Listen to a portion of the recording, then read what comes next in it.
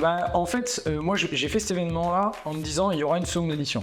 Et quand on aura pris 3, 4, 5 années à 5 ou 10% d'inflation, les gens vont peut-être se dire je vais réfléchir à mon épargne différemment. Parce que dans le monde crypto, il y en a dès qu'ils gagnent 2 francs 6 sous, ils montrent des choses, voilà, ils font les menteurs sur les réseaux sociaux. Il y a eu l'affaire FTX, et là tous les journalistes crypto étaient appelés sur les plateaux médias pour parler de l'affaire FTX. Leur but c'est de faire de l'audience, voilà. Bah évidemment que ça m'intéresse. Puis après il m'a dit, mais je peux être là toute la journée, comme ça je vais pouvoir répondre aux questions des gens et tout ça. Extraordinaire, royal.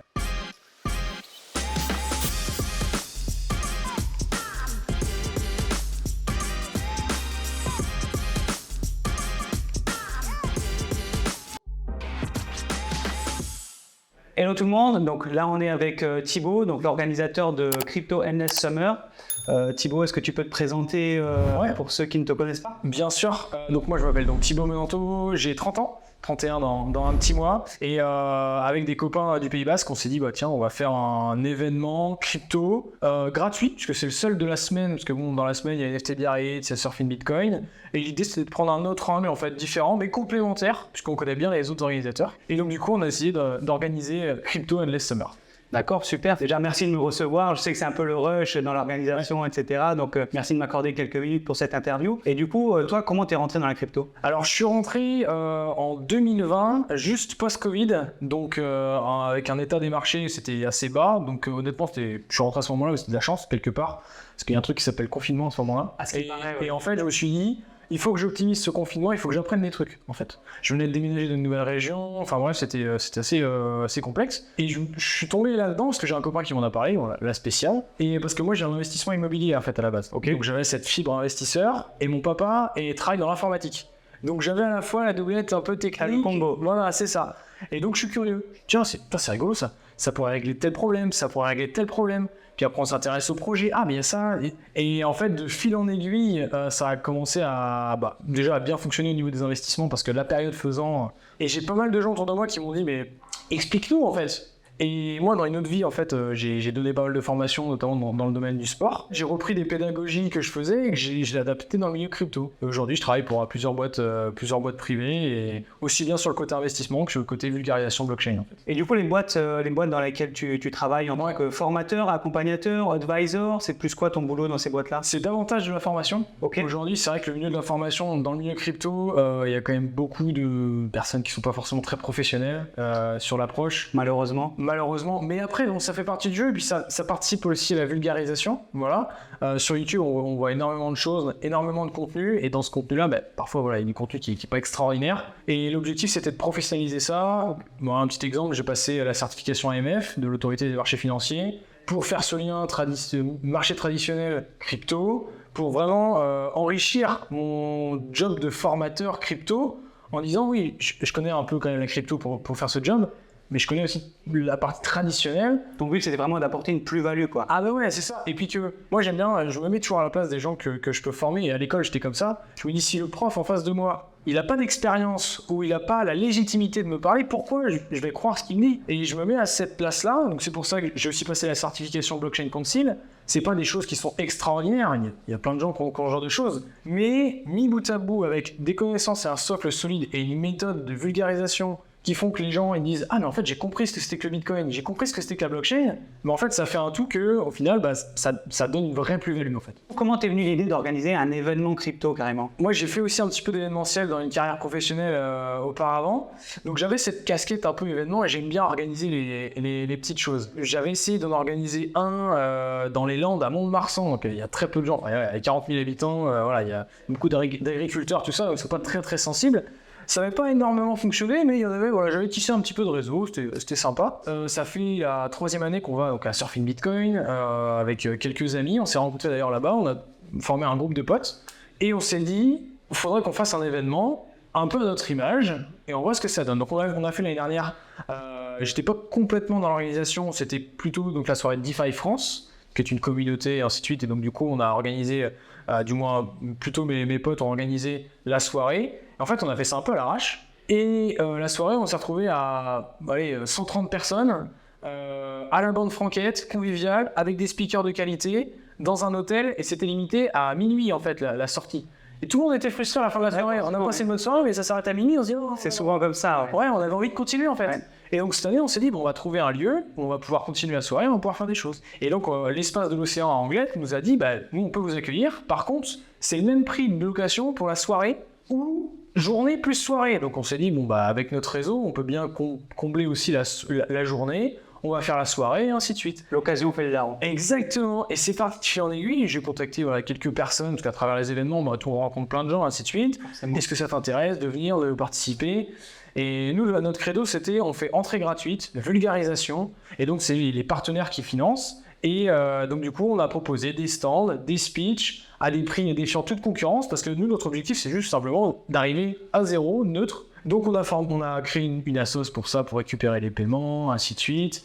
Donc on a eu la spéciale des partenaires qui peuvent se désister, qui te disent « Ah mais c'est extraordinaire ce que tu fais », puis en fait, il n'y a jamais plus personne. Ou alors, reviens me voir pour le deuxième. Voilà, oui, par exemple, c'est ça. Mais après, il n'y a aucun problème là-dessus. arrive. Et puis il y a des gens qui naturellement, on se dit « Bah ouais, carrément, nous on sera là, de toute façon on sera là pour NFT Biarritz ou Surfing Bitcoin, on fait rien le mercredi ». Et en fait, de fil en aiguille, ça s'est fait comme ça. On a créé un programme avec des speakers, donc 12 speakers aujourd'hui. On a 8 stands en permanence sur toute la journée. Et c'est un bonheur de voir à la fois des speeches qui vont être techniques, mais à la fois des choses qui vont être plutôt vulgarisateurs. Et puis après, en guest, on a quand même l'un des cofondateurs de Ledger, c'est Nicolas Baca, qui nous a dit, moi j'étais extraordinaire d'humilité, si ça vous intéresse, je peux faire éventuellement une intervention. Bah évidemment que ça m'intéresse. Puis après il m'a dit, mais je peux être là toute la journée, comme ça je vais pouvoir répondre aux questions des gens et tout ça. Extraordinaire, royal. C'est là où on se rend compte que les gens, enfin lui il va pas le dire comme ça, mais moi je l'ai perçu comme ça, où il y a une réussite, parce que Ledger c'est quand même valorisé à 1,3 milliard. C'est une licorne. Voilà, c'est pas n'importe quoi. Et ben en fait voilà, il y a une certaine humilité, parce que dans le monde crypto, il y en a dès qu'ils gagnent 2 francs 6 sous, ils montrent des choses, voilà, ils font les menteurs sur les réseaux sociaux. Voilà, les gens qui réussissent, on les voit et ils prouvent par leur humilité. Et par contre, voilà, c'est des puits de connaissances aussi, quoi. Tout à fait. Après, c'est vrai que l'univers Web3, en règle générale, c'est quand même assez friendly. Ouais. Il y a beaucoup d'entraide. Maintenant, c'est sûr, il y a toujours des exceptions. Et ça, c'est normal, c'est comme partout. Ouais. Comme on dit, il y en a partout. C'est ça. Des cons, il y en a partout. Donc, à partir de là, c'est toujours délicat. Mais ça n'a pas été difficile pour toi, premier event, entre guillemets, premier event, de trouver des speakers qui soient intéressés à faire le déplacement. Je pense que la date, c'est pas anodin. Vous avez choisi entre NFT Biarritz et Surfing Bitcoin parce que tu savais qu'il va y avoir du monde à ce moment-là. Donc pour la date, c'est bien. Mais après, comment tu arrives, toi, dans ta démarche, à aller démarcher les speakers? Ou alors c'est carrément des speakers qui sont venus, comme tu l'as dit avec Nicolas Baca, se proposer, ou alors c'est plus toi qui allais chercher les speakers? Alors ça s'est fait vraiment en plusieurs temps, parce qu'on a d'abord cherché des partenaires pour financer la soirée, en fait. Okay. Et de ces partenaires-là, on s'est dit, tiens, on va créer un programme, on va leur proposer, en plus d'avoir un stand, d'avoir un speech dans l'après-midi. Et en fait, on s'est rendu compte qu'on avait encore plus de sponsors, on s'est dit, bon, on va démarrer le matin. Et puis après, on a fait vraiment jouer nos réseaux personnels. On est dans l'équipe d'organisation une petite quinzaine, l'ensemble de la journée en partenariat avec DeFi France, qui est une communauté qui est bien implantée. Eux, ils ont aussi pas mal de contacts. Nicolas Baca fait partie de la communauté DeFi France, par exemple. Et en fait, avec l'énergie de tout le groupe, on a réussi à aller au bout, même si parfois, voilà, dans l'équipe, il y a forcément des gens qui peuvent douter, des choses comme ça. Voilà, on s'est dit, on va au bout, on fait tout ce qu'on peut, on essaie de ne pas perdre d'argent. Si on peut finir en trésorerie positive, c'est toujours mieux. Et par contre, on donne un événement de qualité où les gens, ils arrivent dans la salle, ils font « Waouh, j'ai pas payé ». Et j'ai du speaker de qualité, je peux me restaurer, je vais pouvoir vraiment passer un bon moment en fait. C'était vraiment ça l'objectif et le but principal pour toi. Ouais, c'est ça. Et aussi la partie networking qui est fondamentale, c'est aussi pour ça qu'on a choisi un lieu comme ça. Quand on vient sur un événement crypto, on en fait un, on en fait deux, puis on s'aperçoit que les speeches, à un moment on les connaît, quand on arrive sur des niveaux de connaissances assez initiés, on apprend mais moins vite et voilà, il y a des speeches qu'on connaît. Ouais. Par contre, on vient pour rencontrer des gens. Et en fait, le networking dans le milieu, c'est number one. C'est l'objectif numéro 1 de tous les gens qui viennent dans les events. À part gratter quelques goodies pour certains, voilà. Mais en vrai, c'est pour rencontrer les gens, quoi. C'est ça. Et puis, c'est un truc de dingue. Et puis après, moi, à titre personnel, je me suis dit, en tant qu'organisateur, je vais forcément rencontrer les différents partenaires, les différents speakers. Et même à titre perso, pour mon réseau perso, c'est génial aussi. Et j'encourage vraiment les gens qui sont en capacité de le faire, d'organiser des choses. Parce que d'une édition à une deuxième, une troisième, on tisse du réseau. Aujourd'hui, je me retrouve avec des numéros de téléphone de personnes qui pèsent vraiment dans le game, comme on peut dire, avec des gens qui ont prouvé dans l'écosystème crypto, Parce que j'ai décidé d'organiser un événement en août à côté de Biarritz. Et oui, j'ai mis des heures, j'ai pas été payé pour ça parce que forcément c'est que du bénévolat, on est de la sauce, tout ça. Mais par contre, c'est d'une richesse de dingue. On a discuté avec Nicolas tout à l'heure, par exemple. Tout à l'heure, il y a Bilal Elamani aussi qui va discuter. Enfin, De chez Pirates, ouais. ouais, voilà. Et Nicolas Baca va aussi faire un speech sur l'aspect entrepreneur, de comment tu arrives à être cofondateur d'une licorne. Forcément. Et quelles ont été les difficultés que tu as rencontrées pour organiser cet événement? Honnêtement, je vais être très honnête avec toi, j'ai pas trouvé qu'il y avait de difficultés majeures. Il y a jamais un moment où je me suis dit on va pas faire l'événement. Il y a des moments où on s'est dit bon, c'est plutôt comment on va faire pour trouver des solutions pour finir le budget, ainsi de suite. Et en fait, ça s'est fait très naturellement, quoi. Même la commune, ils étaient très ouverts en fait. On a pu avoir un peu de publicité de l'Office du tourisme d'Anglet, un office du tourisme qui fait de la pub pour de la crypto. Enfin voilà, c'est plutôt sympa, quoi. C'est sympa, quoi. On arrive dans une nouvelle génération maintenant Exactement. L'ère du temps, comme tu en parlais avant, des scammers, des arnaques, la crypto, c'est pour acheter de la drogue sur Internet. Heureusement, on est passé, on est à autre chose maintenant. On n'est toujours pas sur une adoption de masse, faut pas se mentir. Mais c'est vrai que les mentalités ont quand même pas mal évolué, et tant mieux. Il faut d'ailleurs, là-dessus, je remercie vraiment Laurent Dureux, qui est le responsable de la salle pour Anglet, pour la ville d'Anglet, qui nous a mis vraiment dans les meilleures conditions. D'habitude, l'événementiel, c'est gérer des problèmes, en général, on sait ce qu'on dit. Là, honnêtement, les problèmes, on les a pas vus, et c'était vraiment très minime, donc ça roule vraiment très très bien. Alors je dis ça parce que bon, il est 15h, c'est pas fini encore. Finir 22h, ça va partir en cacahuète. Mais non, il n'y a pas de problème, on a même prévu des gens de sécu ce soir pour vraiment que tout se passe très très bien. Donc la soirée, ce sera au même endroit. Tout est au même endroit, donc la salle fait 400 personnes de capacité assise, Okay. Mais on a mis 200 places assises pour le moment. On a vendu 300 tickets, pas vendus. C'est un ticket gratuit, mais il y a quand même 14 personnes, on avait proposé ça sur l'inscription, une inscription donation. C'est-à-dire que il y a des gens qui prennent les places gratuites, mais s'ils ont envie d'aider, participer à l'effort de guerre, ils peuvent nous donner 10 €. Et il y a 14 personnes qui ont fait l'effort, et je vais la remercier d'ailleurs tout à l'heure sur scène, mais on a vu le programme de ton événement, mais c'est génial, et je voulais prendre une place, mais je me suis dit, mais c'est évident que je vais prendre une place payante. Ouais, quoi. Forcément. Du coup, c'est vraiment, les gens sont top, quoi. Tu as eu combien d'inscrits et combien de gens présents? Est-ce que tu as réussi à avoir le compte un petit peu? Alors, on a les stats à 15h, juste avant de démarrer l'interview, donc on a 308 inscrits exactement, et on a 95 présents. Quoi qu'il arrive, il va y avoir un rush sur la fin d'après-midi. Étant donné les speakers, étant donné le timing, étant donné la chaleur aussi. Ouais, les gens sont peut-être plus à la plage et puis ils vont venir en fin d'après-midi. Exactement. Mais nous, on avait établi, on s'était dit, si on a entre 200 et 250 personnes présentes, c'est génial parce que la jeunesse de tout ça, c'est qu'à la base, on s'est dit, on va faire un événement, entre potes, on sera 50, quoi. Ouais.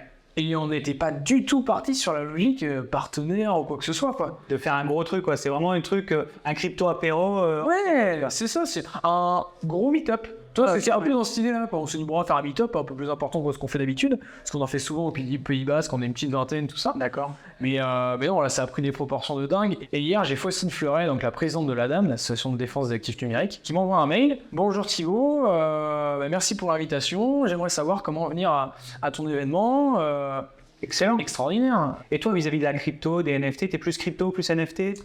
Alors, je suis plus crypto, projet, j'aime bien mettre un peu les mains dans le moteur. Moi, je me considère investisseur long terme. NFT, oui, bien sûr.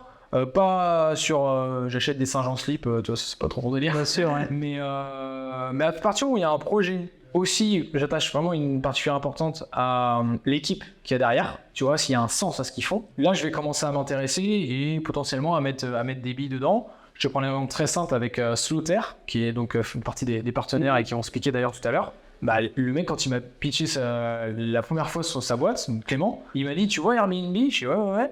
En fait, nous on fait la même chose avec de la blockchain et on supprime les 20% de frais que prend Airbnb sur les locations saisonnières. Ouais, le but de Slaughter, donc de tokeniser tes séjours, quoi. C'est ça. Et je dis, mais c'est extraordinaire. Alors après, il m'a sorti des stats et des choses un peu plus précises.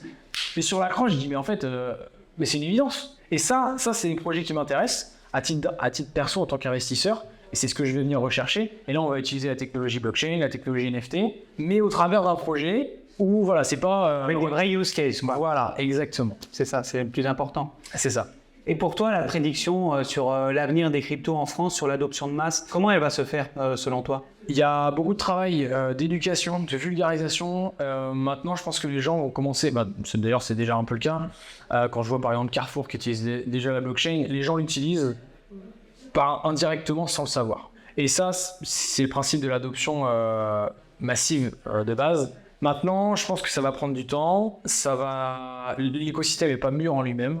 On peut le voir avec plein d'affaires. Voilà, là, il y a eu l'affaire FTX. Et là, tous les journalistes crypto étaient appelés sur les plateaux médias pour parler de l'affaire FTX. Donc ça parlait en mal de l'écosystème. Dès qu'il y a un Black Swan, de toute façon, ça fait du buzz, ça fait parler. Leur but, c'est de faire de l'audience, voilà. Mais quand je vois des chaînes sur Twitch, quand je vois des médias comme The Big Whale, on pense ce qu'on veut des différents médias qu'il peut y avoir. Mais quand moi j'ai un média qui source des informations, qui recoupe et qui va donner la bonne information, je me dis que ça participe à ce processus-là. Ça va prendre du temps. Internet, mine de rien, on peut dire ce qu'on veut, mais ça a quand même mis pas mal de temps. Les gens pensent que ça a démarré dans les années 2000, mais il y avait quand même le protocole TCP/IP, c'est dans les années 80, quoi. Donc Bien sûr, ça a mis du temps. Le téléphone, pareil, la télé, pareil. C'est une techno. Donc, il faut vraiment bien le prendre sous ce biais-là. Moi, je prends vraiment l'aspect... voilà, je suis pas Bitcoin maximaliste. Après, pour l'aspect monétaire des choses, il va falloir des événements... outre pour que vraiment les gens prennent conscience que voilà, là ça a un peu démarré avec l'histoire d'inflation, tout ça, forcément les gens s'y intéressent. Nous en Occident on pense qu'on est chat perché et que tout va bien, mais quand on aura pris 3, 4, 5 années à 5 ou 10% d'inflation, les gens vont peut-être se dire je vais réfléchir à mon épargne différemment. Donc les crypto-monnaies seraient une des solutions pour lutter contre l'inflation. Alors, l'une des solutions, t'as dit exactement le terme. Il y a probablement des choses qui existent et qui vont exister, qui vont être créées pour contrer ce genre de choses, au même titre que par exemple des objets de luxe. Les gens, monsieur tout le monde parfois peut penser que les objets de luxe ça sert à rien et voilà. Mais c'est extraordinaire pour garder sa valeur. En fait, l'idée de la crypto sur certains projets, pas tous bien évidemment, et Bitcoin en premier lieu, et pour moi c'est... Voilà, et puis quand on me parle de nouveau Bitcoin, j'attendais, faites vos preuves quand même. Et c'est là où pour moi Bitcoin est extraordinaire parce que y a les propriétés justement qu'on peut retrouver dans le luxe, qu'on peut retrouver dans les métaux précieux, mais il y a ce côté... T'en as besoin? Je te le transfère, dans 2 minutes tu l'as. Et qu'est-ce qu'on peut te souhaiter pour la suite? Alors, d'autres events, est-ce que c'est déjà en pourparlers pour Crypto Endless Summer l'année prochaine? Ou est-ce qu'il y aurait d'autres events en cours d'année? Tu vois l'avenir comment? En fait, moi j'ai fait cet événement-là en me disant il y aura une seconde édition. Dans ma tête, c'était obligatoire. C'était un package de 2 déjà. Ouais, en fait, j'aime bien quand je fais quelque chose, l'inclure sur le long terme, faire un one-shot. Je me dis ça pourrait presque m'autoriser à faire des choses qui sont peut-être pas super et que les gens soient déçus. Si je veux que les gens reviennent, si je veux que les bénévoles, si je veux que les speakers reviennent, la première édition elle doit être bien, elle doit être excellente. Ce matin je me suis levé et je me suis dit aujourd'hui ça doit être excellent. Après je suis comme ça, je suis assez exigeant avec ce que je fais avec moi-même, même si parfois on n'est pas toujours bon, ça arrive. Mais voilà, je me suis dit aujourd'hui voilà, pour moi c'est le jour le plus important de l'année. Maintenant il faut aussi être lucide sur la situation. Il y a une FTB Rate, il y a Surfing Bitcoin. L'année prochaine, admettons, il y a un des 2 événements qui fait peut-être différemment, qui change de date ou qui arrête complètement. Bien sûr. On va perdre en traction sur ça et on sait très bien qu'aujourd'hui, on n'est pas installé depuis 5 ans. Mais quoi qu'il arrive, l'année prochaine, on est parti pour refaire quelque chose dans le genre-là et encore mieux si possible. Même période? Il y a des chances. Est-ce que tu vas caler ta date en fonction de NFT Biarritz et Surfing Bitcoin? C'est sûr. On est vraiment dans cette logique de tuiler et... Je reste persuadé qu'on est un tout petit écosystème et que si à un moment il y a une guerre des égos en disant j'ai le meilleur événement, vous êtes des salades et vous servez à rien, c'est pas comme ça qu'on va avancer. C'est pas constructif, tout ça. Et donc moi... Parfois ça arrive malheureusement. Oui. Mais c'est vrai que c'est pas constructif et ça apporte aucune plus-value à l'écosystème. C'est ça. L'important c'est quand même de créer des synergies. Quand je vois par exemple Damien et Franck ce qu'ils ont fait à LFT Biarritz, moi j'étais bénévole en fait pour LFT Biarritz pendant les 2 derniers jours. Parce que ça me paraissait important de me dire, les gars, ils vont me mettre en avant. Moi, j'ai envie de leur rendre l'appareil, en fait. Voilà, tu vois, c'est un peu stylé là. Surfing, je serai en spectateur, j'ai payé ma place comme tout le monde et je vais kiffer. En tout cas, merci de m'avoir reçu en plein rush de l'événement. Puis je te souhaite le meilleur pour l'avenir et puis on se reverra pour la 2e, 3e, 4e, 5e, 10e édition du Crypto on verra. Endless Summer. Et puis en tout cas, merci à toi Thibaut. Merci Roca. Allez, à plus. À plus.